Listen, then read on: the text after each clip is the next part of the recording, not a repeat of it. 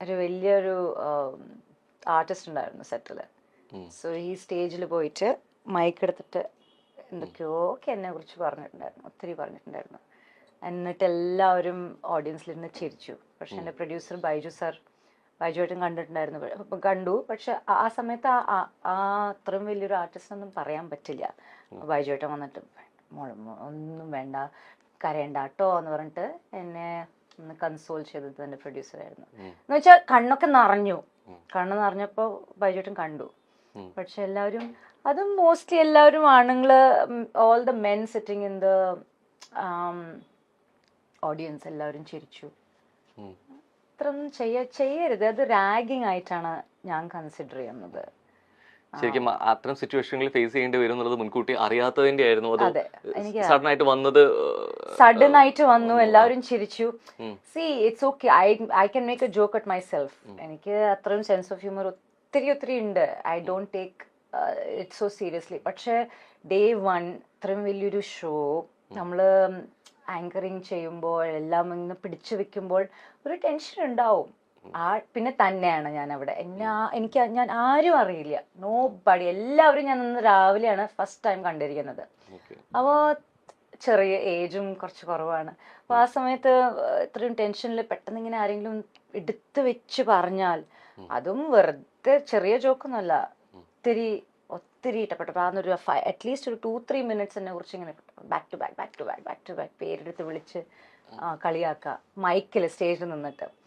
So it's മനസ്സിൽ തട്ടും. Track തന്നെയായിരുന്നു 100%.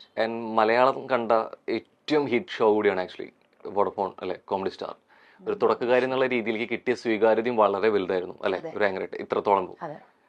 പക്ഷെ എന്തുകൊണ്ട് അവിടെ പെട്ടെന്ന് കുറച്ച് നാളുകൾക്ക് ശേഷം അവിടെ ആങ്കറായിട്ട് ശ്രുതി മേനോനെ കാണുന്നില്ല? ജഡ്ജസ് ആണെങ്കിലും ബാക്കി ക്രൂ ആണെന്നുണ്ടെങ്കിലും ബാക്കി എല്ലാവരും അതേപോലെ തന്നെ നിൽക്കുന്നു. എന്തുകൊണ്ട് ആങ്കറിനെ പെട്ടെന്ന് മാറ്റി? ഇതേ രീതിയിൽ സഹകരിക്കാൻ പറ്റാത്തത് കൊണ്ടോ, അല്ലെങ്കിൽ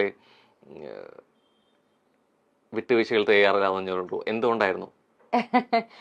എനിക്കറിയില്ല Rohan, to be honest.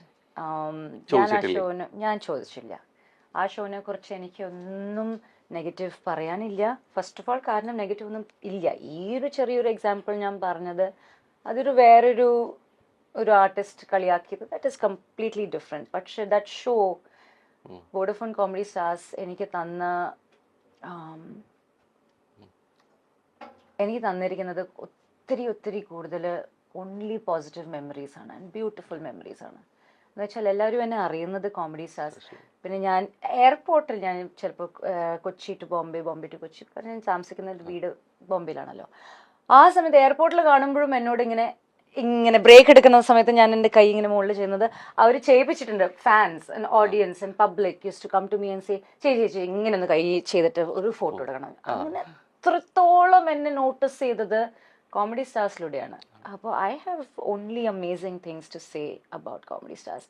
And അവർ ആങ്കർ ചേഞ്ച് ചെയ്യാൻ ഇന്റേണൽ ഡിസിഷൻ ആണെങ്കിൽ ഓക്കെ, അതിനെ കുറിച്ച് ചോദിച്ചിട്ടില്ല. പക്ഷെ ജഡ്ജസ് അവരെന്നെ തുടരുന്നു. പക്ഷെ ഞാൻ കേട്ടിട്ടുള്ളത് ഓൾറെഡി ശ്രുതി മേനോനെ ആക്ച്വലി ജഡ്ജസ് ആയിട്ടുള്ള അഭിപ്രായ വ്യത്യാസങ്ങൾ ഉണ്ടായിരുന്നു എന്നത് ഒരു കാരണമായിട്ട് കേട്ടിട്ടുണ്ട്. ശരിയാണോ? Not at all, never. ഞാൻ ഓൺ ക്യാമറ പറയാണ്, ഒരിക്കലും ഇല്ല. ഇതാരെങ്കിലും റൂമേഴ്സ് സ്പ്രെഡ് ചെയ്തതായിരിക്കും. കാരണം ജഗദീഷ് ഏട്ടൻ വാസ് ലൈക്ക്, എന്താ പറയുക, ജഗദീഷ് ഏട്ടനെ പെർഫോം ചെയ്യുമ്പോൾ, അവിടെ ജഗദീഷ് ഏട്ടൻ സംസാരിക്കുമ്പോൾ, അല്ലെങ്കിൽ ഗ്രീൻ റൂമിലിരുന്ന് മേക്കപ്പ് ചെയ്യുമ്പോൾ, പാടുമ്പോൾ, എന്ത് വേണമെങ്കിലും ചെയ്യുമ്പോൾ ഒരു പഠിക്കാൻ പറ്റുന്ന ഒരു ബുക്കാണ് ജഗദീഷ് ഏട്ടൻ. About life, about you get to learn so much from him. ഒരിക്കലും ഇല്ല. പ്രൊഡ്യൂസേഴ്സിൻ്റെ കൂടെ ഒരിക്കലും ഒന്നും ഉണ്ടായിരുന്നില്ല. ബൈജുവേട്ടൻ, ഇപ്പോഴും ബൈജുവേട്ടൻ ഞാനും ഇടയ്ക്കിടെ സംസാരിക്കും. അങ്ങനെ പറഞ്ഞവർ തെറ്റാണ് പറഞ്ഞിരിക്കുന്നത്. ഇറ്റ്സ് എ ലൈ, ആബ്സല്യൂട്ട് ലൈ. അങ്ങനത്തെ ഒന്നും ഉണ്ടായിട്ടില്ല.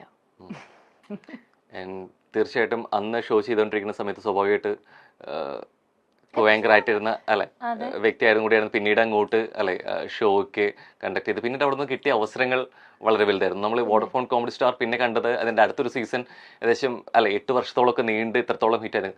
ശരിക്കും അടുത്തൊരു ആങ്കർ വരുന്നു, അവർക്ക് ഇത്രത്തോളം റീച്ച് കിട്ടുന്നു, ആ ഷോ ആ വ്യക്തിയുടെ പേരിലും കൂടി അറിയപ്പെടുന്നു എന്നുള്ളത് ഇതറിയുന്നത് ഒരു കലാകാരൻ എന്നുള്ള നിലയിൽ സന്തോഷമാണോ അത് എനിക്കുണ്ടായിരുന്ന അവസരം നഷ്ടപ്പെട്ടു എന്നുള്ള രീതിയിൽ ഒരിക്കലും ഇല്ല. എനിക്ക് ഞാൻ വോഡഫോൺ കോമഡി സ്റ്റാർസിനെ ക്രിയേറ്റ് ചെയ്ത ആ എക്സൈറ്റ്മെന്റ് എന്റെ അഭിപ്രായത്തിൽ ആരും ചെയ്യാൻ പറ്റിയിട്ടില്ല, ആർക്കും ചെയ്യാൻ പറ്റിയിട്ടില്ല. ഇല്ല.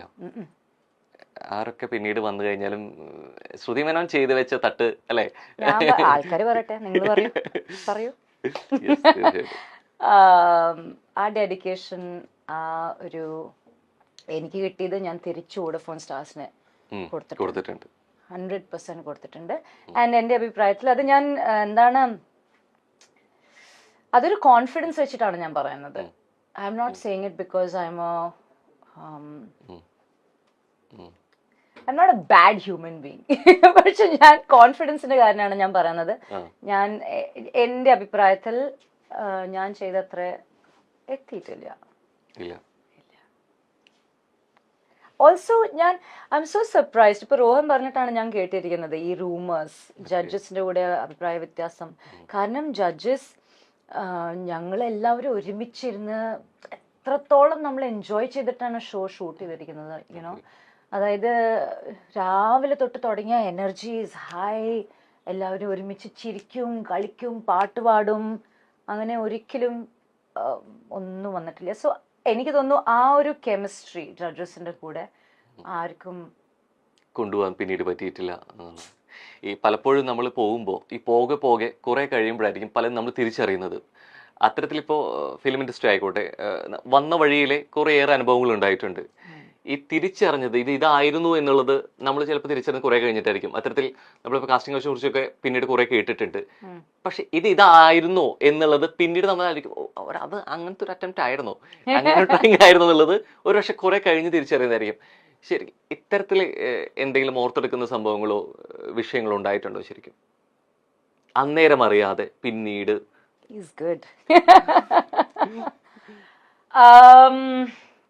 തീർച്ചയായിട്ടും ഉണ്ട്. അഗൈൻ ഞാനൊരു ഫ്രണ്ട്ലി നേച്ചർ ആയൊരു പേഴ്സണാലിറ്റിയാണ്. പ്ലസ് കേരളത്തിൽ നല്ല എൻ്റെ ഞാൻ പഠിച്ചതും വളർന്നതും ബോംബെയിലാണ്.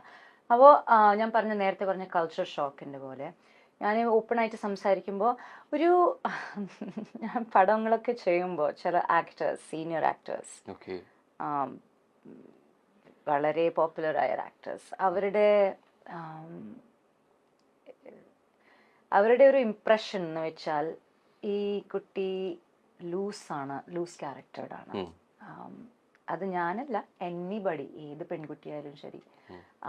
പിന്നെ പെൺകുട്ടികളെ ഒരു പ്രോപ്പർട്ടി, ഇത് നമ്മുടെ പ്രോപ്പർട്ടി ആണ്, എൻ്റെ പടമാണ്, അപ്പോൾ എൻ്റെ പ്രോപ്പർട്ടിയാണ്, ആ രീതിയിൽ ബിഹേവിയർ ഉണ്ടായിരുന്നു. അത്ര ഞാൻ എക്സ്പീരിയൻസ് ചെയ്തിട്ടുണ്ട്. അത് എന്നോട് ചോദിച്ചിട്ടുണ്ട്, നിനക്കെന്തിനാണ് ഇത്ര നാണം, നിനക്കെന്താ നാണം എന്ന് എന്തൊക്കെയൊക്കെ ഡയറക്ടേഴ്സ് ചോദിച്ചിട്ടുണ്ട്. നിനക്കെന്തിനാ ഇത്ര നാണം? അതും പബ്ലിക്കില് സെറ്റിൽ നിൽക്കുമ്പോൾ, ഷൂട്ട് ചെയ്യുന്ന സമയത്ത് ഓവർ ദ മൈക്ക് അങ്ങനത്തെ ഹറാസ്മെന്റ്, ചെറിയ ഹറാസ്മെന്റ്സ് ഞാൻ എക്സ്പീരിയൻസ് ചെയ്തിട്ടുണ്ട്. ചെറിയത് ഞാൻ പറയുന്നത് ചെറുതല്ല, പക്ഷെ ഐ സേ സ്മോൾ, കാരണം ഇപ്പോഴും ഇൻഡസ്ട്രിയിൽ നമ്മുടെ പെൺകുട്ടികൾ ചിലപ്പോൾ ഹറാസ്മെന്റ് ഇതിനേക്കാളും ഞാൻ എക്സ്പീരിയൻസ് ചെയ്തേക്കാളും വലിയ എക്സ്പീരിയൻസ് ഉണ്ടാവാൻ. റിയാക്ട് ചെയ്തിരുന്നു? ഞാൻ റിയാക്ട് ഇല്ല.